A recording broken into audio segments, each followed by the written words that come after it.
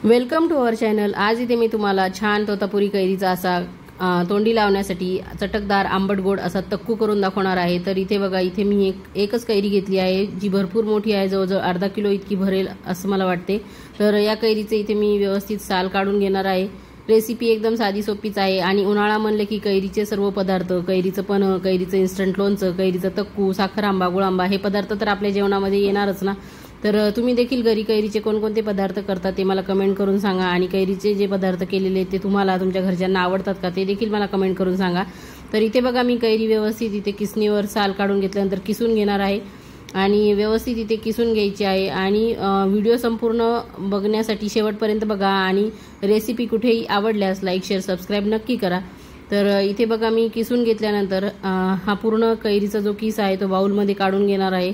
तर सर्व किस इथे व्यवस्थितपणे काढून घ्यायचा आहे आणि काढल्यानंतर यामध्ये बघा मी आता हळद घालून घेणार आहे। हळद टाकल्यानंतर इथे आपल्या घरच्यांच्या चवीनुसार तिखट किती प्रमाणात खाल्ले जातं त्यानुसार इथे तिखट टाकून घ्यायचं आहे।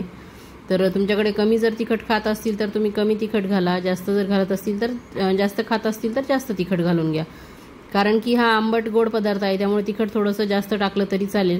आणि मीठ देखील इथे चवीप्रमाणे आपण टाकून घ्यायचं आहे। आणि त्यानंतर इथे मी बघा 1 चमचा मोहरी बारीक करून घेतलेली आहे ती यामध्ये घालून घेणार आहे। ही मोहरीची जी पावडर आहे ती टाकल्यावर चव छान येते या तक्कूला। आणि ते मी गूळ किसून ठेवला होता तर तो गूळ देखील मी इथे घालून घेणार आहे। आधीच तुम्हाला इथे मी सांगितलं होतं की तोतापुरी कैरी आहे त्यामुळे आंबटपणा जरा कमी असतो हिचा, त्यामुळे गूळ किंवा साखर जे तुम्हाला घालायचं असेल ते कमीच लागणार आहे इथे।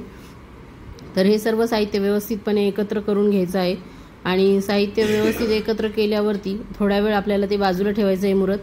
आणि इथे बघा, मी एका खलबत्त्यामध्ये थोडेसे शेंगदाणे घेतले आहे जे की मी जाडसर कुटून घेणार आहे। तर या खलबत्त्यामध्ये चांगल्या पद्धतीने हे शेंगदाणे कुटून घ्यायचे आहे आणि याची चांगली जाडसर भरड करून घ्यायची आहे। ही भरड जी आपण तयार केलेली आहे ती आपण तक्कूमध्ये टाकून घेणार आहे। बघा, इथे मी तुम्हाला दाखवते, अशी जाडसर भरड पाहिजे, एकदम बारीक शेंगदाण्याचा कूट आपल्याला नको आहे। तर इथे जाडसर भरड मी इथे टाकून घेणार आहे।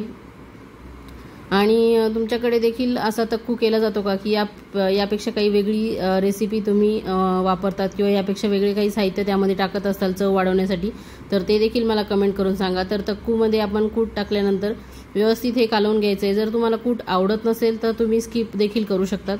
तर आता मी इथे फोडणी तयार करून घेणार आहे। फोडणीमध्ये बघा, मी 2 पळ्या तेल टाकून घेतलेलं आहे, मोहरी टाकली आहे। मोहरी छान तडतडली की त्यानंतर जिरे टाकणार आहे। जिरे छान फुलले की मी त्यामध्ये हिंग टाकून घेणार आहे आणि हिंग देखील छान तळून निघला की ती फोडणी आता मी तक्कूवरती घालून घेणार आहे। तर बघा, आपली छान फोडणी, खमंग फोडणी तयार झालेली आहे आणि ती इथे घालायची आहे। लोणच्याचे प्रकार असू द्या, कैरीचे कोणतेही प्रकार असू द्या, त्यामध्ये हिंगाची फोडणी घातल्यावर ना चव एकदम भन्नाट लागते, एक वेगळीच चव या पदार्थाला येते, त्यामुळे हिंग घालणं गरजेचं आहे। तर बघा, इथे छान असा तक्कू तयार झालेला आहे। पूर्वी जे वयस्कर लोक होते त्यांना लोणचं वगैरे चावत नव्हतं तर त्यांच्यासाठी तक्कू करून ठेवायचे। तर बघा, तुम्हाला ही रेसिपी आवडल्यास नक्की करून बघा आणि एकदा लाईक, शेअर, सबस्क्राईब करा। थँक्यू।